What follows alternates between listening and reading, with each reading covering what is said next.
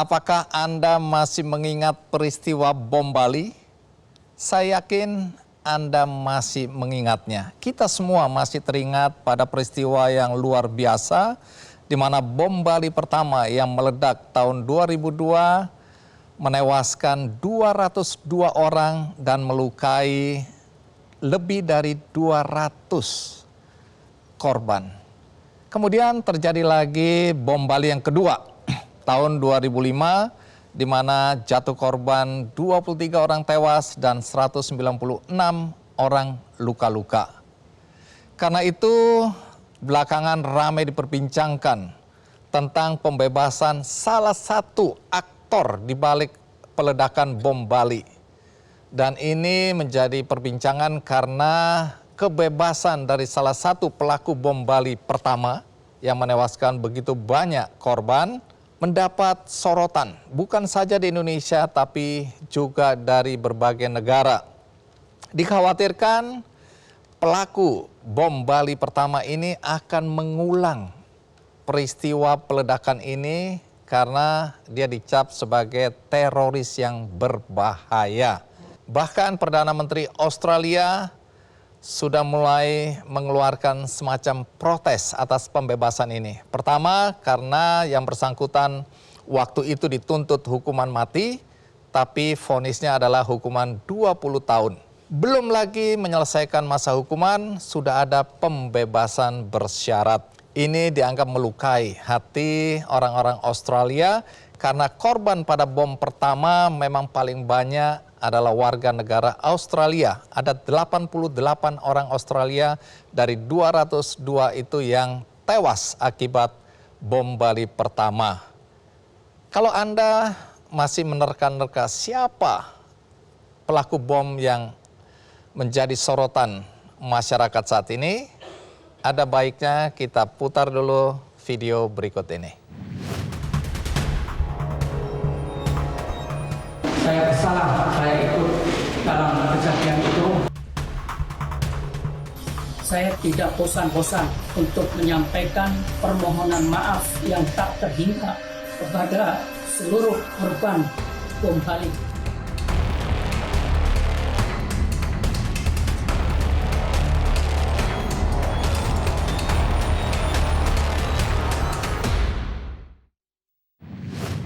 Ya, tamu kita adalah pelaku bom Bali pertama. Kita sambut Umar Patek.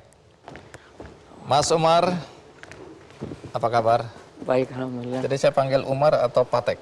Jangan, panggil aja Hisham. Hisham. Nama pemberian orang tua. Nama pemberian orang tua. Iya. Baik, silakan duduk. Anda adalah salah satu pelaku bom Bali yang pertama yang menimbulkan korban paling banyak. 202 orang tewas dan 200 lebih orang luka-luka akibat perbuatan Anda dan teman-teman. Dalam pemahaman Anda dari peristiwa ini, siapa orang yang paling berdosa di antara para pelaku ini? Kalau menurut saya itu Ustadz Mukhlas, kemudian Imam Samudra. Karena apa? Karena mereka, terutama Ustadz Mukhlas, dalam hal ini penggagas yang pertama kali. Kemudian yang menyuruh anak-anak, artinya murid-muridnya itu untuk bekerja. Kemudian Imam Samudra sebagai korlap yang ada di lapangan. Jadi urutan orang yang paling berdosa menurut Anda itu tadi ya? Ya. Mukhlas, Imam Samudra. Bagaimana dengan Amrozi dan Anda? Amrozi itu apa saya anggap kayak karena adiknya dari Mukhlas, dia disuruh untuk menyediakan barang-barang logistik persiapannya itu. Peran Anda di situ apa? Peran saya dalam ketika datang itu, saya disuruh untuk membantu dari sawat yang tersisa sekitar 50 kilo dari semua yang sudah siap. Yaitu, diledakkan? Iya, dari 50 kilo itu saya terlibat ikut membantu. Membantu apa? Merakit atau meracik? Meracik. Meracik. Ya, karena Syawat waktu itu sudah sakit-sakitan. Syawat ini nama salah satu Salah Pelaku. satu pelaku, ya. dia yang harusnya meracik, tapi karena sakit dia Ya, minta bantuan jadi sudah Anda. banyak sekali. Kemudian tersisa kurang lebih lah ya 50 kilo. Dia sudah banyak meler seperti ada campuran warna abu-abu. Kemudian dari dahak dia juga berwarna abu-abu. Dia minta tolong kepada saya untuk melanjutkan. Ini akibat dia terlalu banyak merakit atau meracik bom tersebut. Nampaknya seperti itu. Lalu Anda diminta bantuan oleh siapa? Oleh Syawat ini. Kalau tadinya dari Imam Samudra, Muhlas dan lain-lain, ketika saya datang untuk membantu itu. Siapa yang mengajak Anda untuk bergabung? Dulmatin yang membawa saya ke sana. Siapa Dulmatin? Dulmatin itu tetangga saya, sekaligus teman sejak kecil. Yang memiliki pemahaman radikal waktu itu. Sama, ya. Baik. Anda ikut karena Anda juga setuju dengan apa yang mereka mau lakukan, atau Anda baru tahu mereka sedang meracik bom setelah sampai di Bali? Saya baru tahu setelah nyampe di Bali. Baik. Saya dengar Anda agak keberatan dengan rencana itu, tapi nanti dijelaskan ya. Jadi menurut urutan orang yang paling berdosa seperti tadi. Lalu Anda urutan orang yang berdosa keberapa menurut Anda? Kalau urutan keberapa saya nggak bisa mempertimbangkan urut-urutannya begitu. Baik. Tapi yang jelas di hadapan Allah saya merasa berdosa, bersalah. Kemudian di hadapan hukum negara juga saya bersalah. Baik.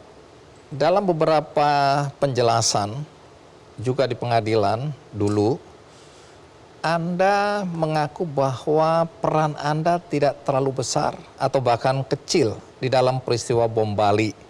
Karena Anda hanya disuruh meracik.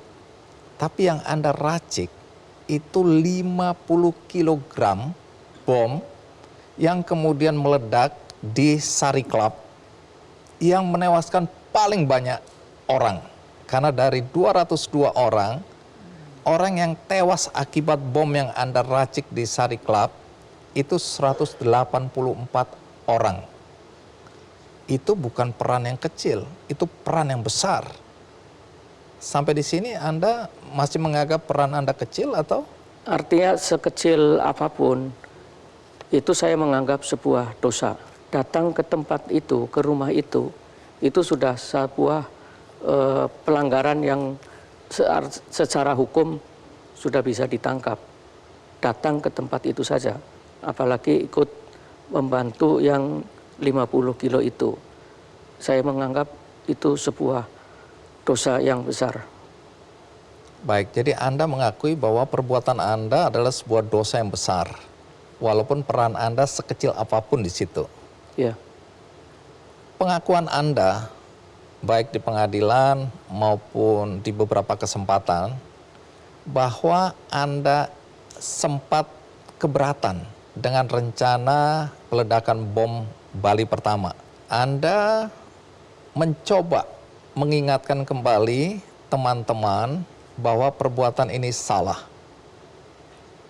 Apa persisnya yang Anda sampaikan hari itu kepada teman-teman Anda ini?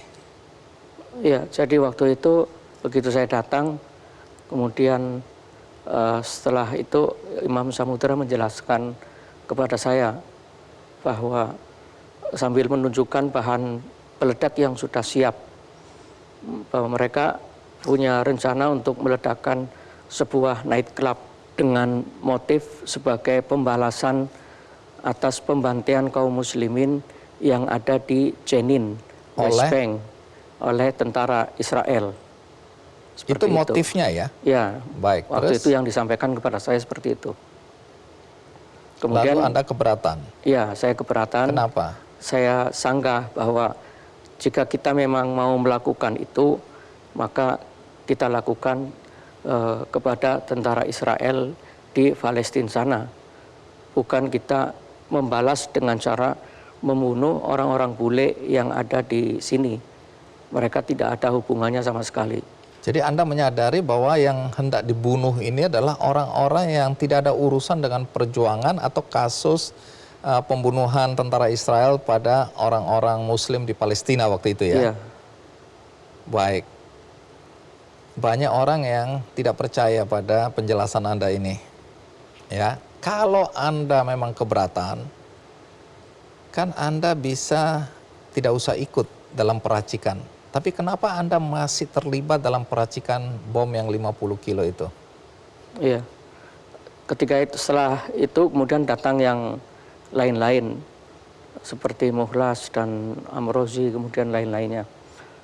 Kemudian saya jelaskan lagi kepada mereka tentang apa yang tadi saya sampaikan.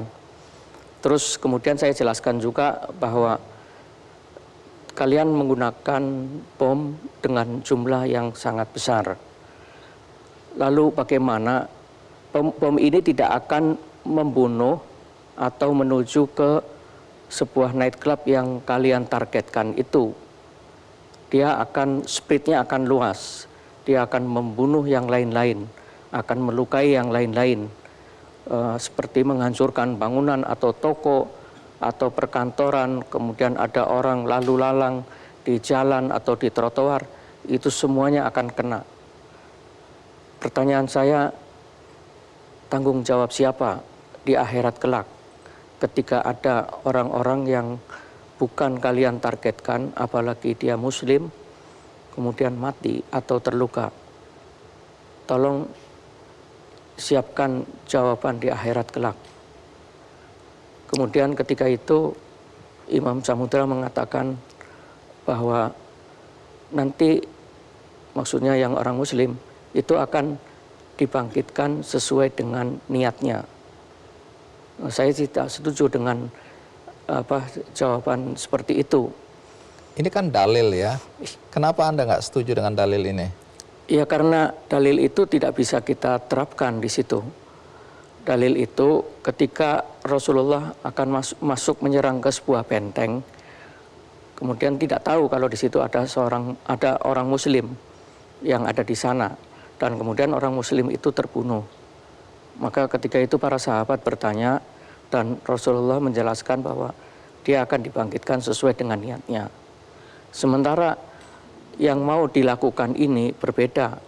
Kalian sudah jelas-jelas menyiapkan, merencanakan, kemudian untuk membunuh orang. Artinya bukan tidak mungkin akan ada orang-orang lain, terutama juga orang yang Muslim. Nah, bagaimana ini dengan terbunuhnya mereka? Reaksi teman-teman Anda bagaimana hari itu?